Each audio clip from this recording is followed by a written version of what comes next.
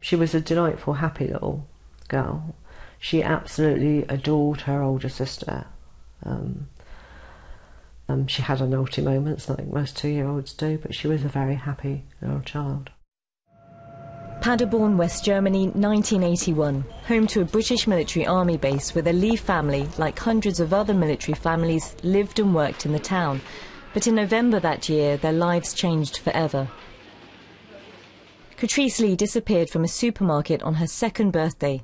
It was a day her mother will never forget. On reaching the checkout, I suddenly realised that I'd forgotten some crisps for a little tea party we were having that afternoon. So I put Katrice down by the checkout and I said to my sister, will you just give eye to her as I go back and get some crisps? I went back to the aisle, picked the crisps up, got back to the checkout, and I said to my sister, where's Katrice? And she said she ran after you back up the aisle, and that was the last time that my daughter was ever seen. In 1981, the British Royal Military Police led the investigation into Katrice's disappearance, but they've since admitted mistakes were made at the time. My current chief officer has openly admitted that there were flaws in that original investigation.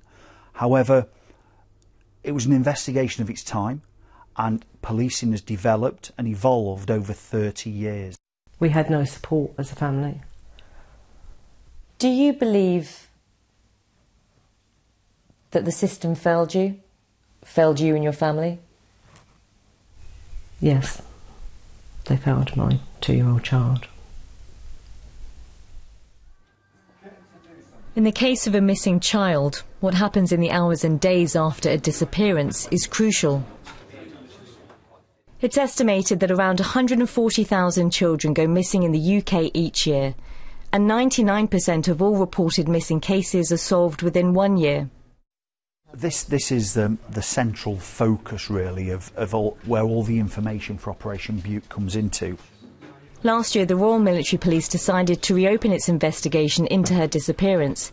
A dedicated team are reviewing case files, interviews and new lines of inquiry.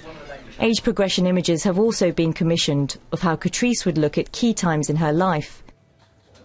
It's hoped by using the latest police search techniques, the investigation will move forward. They were taken in the July before Katrice disappeared.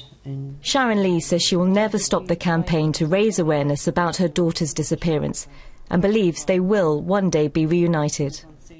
I've never not had hope, no. If the day ever came when I didn't have any hope that my daughter would be found, will be the day that I stopped doing media and press releases. I've always had hope that there will be an ending to our story, to Katrice's story. Babita Sharma, BBC News, Gosport, England.